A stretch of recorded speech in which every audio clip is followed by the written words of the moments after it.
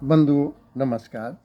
स्थित प्रज्ञ योग गीता के अध्याय 2 के उत्तरार्ध में स्थित प्रज्ञ योग आया है और 53, 55 और 60 में इसका स्पष्ट उल्लेख किया गया है। स्थित प्रज्ञ योग से अर्थ समझें क्या है। इसमें सबसे महत्वपूर्ण है प्रज्ञा। प्रज्ञा से आशय ऐसी बुद्धि जो अध्ययन अनुभव से परिपुष्ट हो चुकी है, जो निष्पत्ति या निष्कर्ष या मनीषा निकाल चुकी है और उसमें अपने को योजित किए हुए है।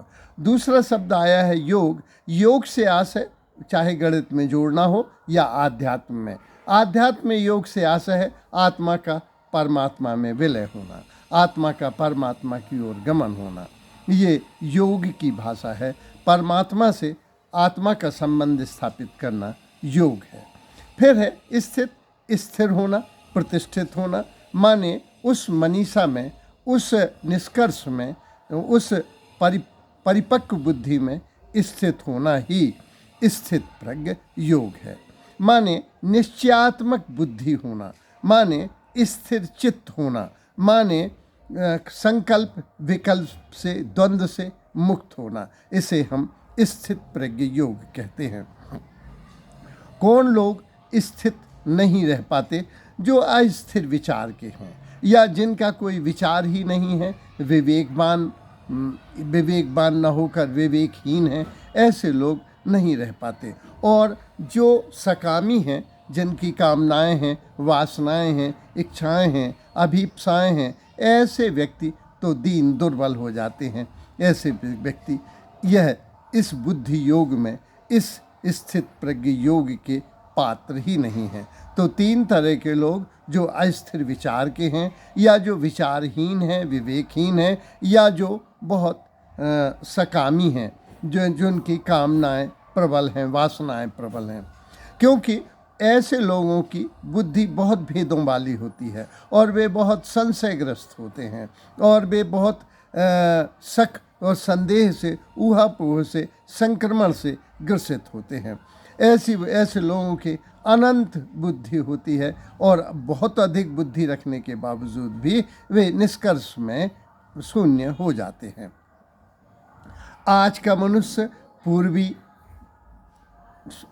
सभ्यता से और हमारी पूर्वी संस्कृति से और पश्चिमी संस्कृति और सभ्यता के बीच झूल रहा है। आज का मनुष्य कर्मकांड, धर्मांधता और नग्न वैज्ञानिकता के बीच झूल रहा है और हमारे मूल्य, प्रतिमान, आदर्श पुराने समाप्त हो गए हैं और नए स्थापित नहीं हो पाए। इसलिए मनुष्य बहुत संक्रमण की स्थिति में है और हम सभी जानते हैं कि संक्रमण की स्थिति बहुत कष्टकारक होती है।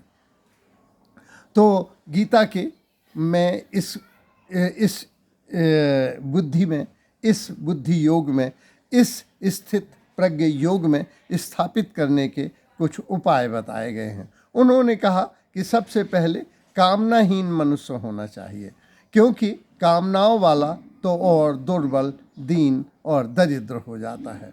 दूसरा, वो अपने आप में संतुष्ट होना चाहिए, वो आत्मा में संतुष्ट होना चाहिए, वो अपने जो कुछ परमात्मा में दिया है उससे उसे पूर्ण संतुष्टि या संतोष होना चाहिए। वह सम होना चाहिए, समत्व योग से अलंकृत होना चाहिए। वह सुख में, दुख में, सफलता में, असफलता में सम रहे, वह द्वंद्व रहित रहे। और ऐसा व्यक्ति जो इंद्रियों का निग्रह कर ले, वो कछुए की तरह अपनी इंद्रियों को समेट ले। और ये भी दिया गया है कि जिसका अंतःकरण वश में है, जो अंतःकरण से नियंत्रित है, वो इंद्रियों में विचरता हुआ भी, वह इंद्रियों में खेलता हुआ भी, इंद्रियों से गुजरता हुआ भी वह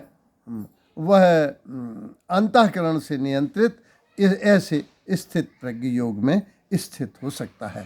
स्थित प्रज्ञ योग को समझने के लिए हम एक कहानी से इसका अर्थ समझें कि उदाहरण है, एक बच्चा था जो कक्षा 6 में पढ़ता था। उसके पिता उसी स्कूल में प्यून थे।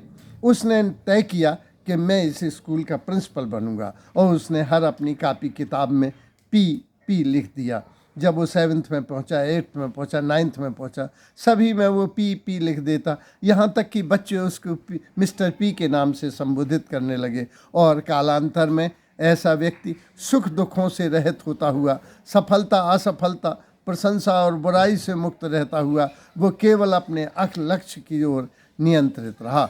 और ऐसा व्यक्ति अंत में वह उस कॉलेज का प्रिंसिपल बना। तो वह वस्तुतः यही तप है। तप क्या है? जो हम लक्ष्य की दिशा में अपनी इंद्रियों को, मन को, आत्मा को, देह को एक दिशा में नियोजित कर लें तो वह तप है।